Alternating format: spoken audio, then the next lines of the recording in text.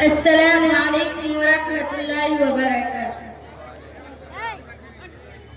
نحمد ونصلي على رسوله الكريم، أما بعد، فقد قال الله تعالى في القرآن المجيد والفرقان الحميد: فأعوذ بالله من الشيطان الرجيم، بسم الله الرحمن الرحيم.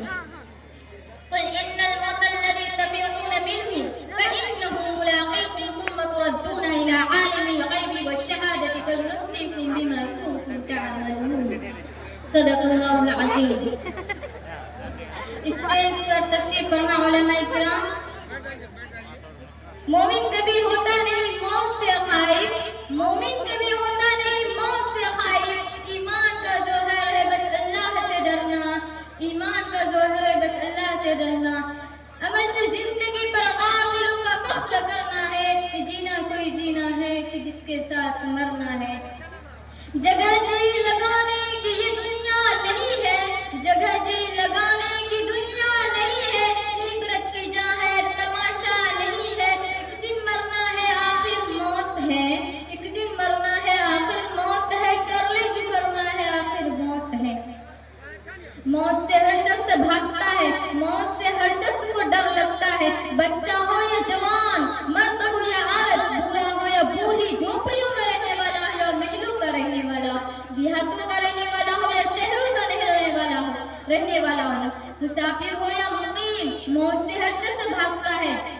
موت کے اس تلخ گھونٹ کو کوئی پینا گوارا نہیں کرتا، موت کے اس آواز کو کوئی سننا تک نہیں چاہتا. مگر اس کے باوجود موت ہر ایک کے پاس آتی ہے، موت ہر ایک کا دروازہ کھٹکھٹاتا ہے. کبھی تو ماں کی گود میں آتی ہے اور ماں کے آرزو کو خاک میں ملا کر رکھ دیتی ہے، اور کبھی بھرپور جوانی میں آتی ہے اور ہزاروں کی تمناؤں پر پانی پھیر جاتی ہے، اور کبھی یہ بڑھاپے میں آتی ہے. غرض اتنا کہ آج ان کی تو کل ہماری باری ہے. اسی کو ہمارے رب العزت نے قرآن کریم میں یوں فرمایا ہے: قل ان الموت الذي تفرون منه فإنه ملاقيكم ثم تردون إلى عالم الغيب والشهادة فينبئكم بما كنتم تعملون.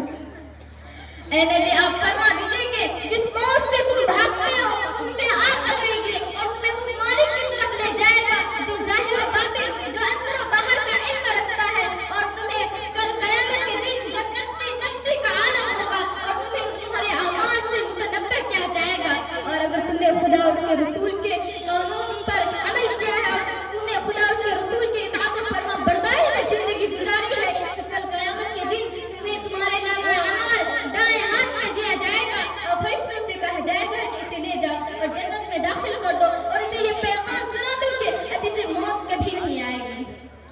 اور اگر تم نے خدا اس کے اطاعت و فرما برداری میں نہ عمل کرتے ہوئے اور اس کے قانون کو توڑتے ہوئے عمل کیا ہے تو کل قیامت کے دن تمہیں تمہارا نام اعمال بائیں ہاتھ میں دیا جائے گا اور فرشتوں سے کہا جائے گا کہ اس کم بختوں کو لے جاؤ اور جہنم میں اونٹے منہ ڈال دو.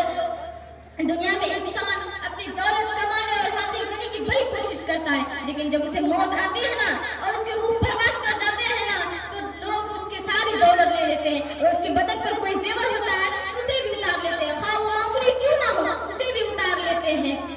اور اسے اپنے دولت سے سوائے کفن کے کچھ حاصل نہیں ہوتا اور اسے لوگ نہلا دھلا کر کفن پہنا کر قبرستان کی طرف چل دیتے ہیں اور اسے دفن کر کر واپس آتے ہیں. لیکن دنیا کی کوئی انسان کوئی چیز ان کے ساتھ نہیں رہتی سوائے ایک چیز کے، وہ ہے ان کے عمل، خواہ اچھے ہو یا برے وہ ان کے ساتھ رہ جاتے ہیں. اسی کو ہمارے جناب اقدس محمد صلی اللہ علیہ وسلم نے ارشاد فرمایا ہے کہ میت کے پیچھے تین چیز جاتی ہے، میت کے پیچھے تین چیز آتی ہے. ایک اس کے اولاد اور اس کے عمل اور اس کے مال، لیکن ان میں سے دو لوٹ آتے ہیں، یعنی اولاد اور مال لوٹ آتی ہے اور ان کے عمل ان کے ساتھ رہ جاتے ہیں، خواہ اچھے ہو یا برے ان کے ساتھ رہ جاتے ہیں. سوچنے کا مقام ہے کہ وہ عمل جو قبر کی گھٹن گھڑی میں ہمارے ساتھ رہنے والا ہے، جو کہ ہمارے قبر کی گھٹن گھڑی میں ساتھ رہنے والا ہمارے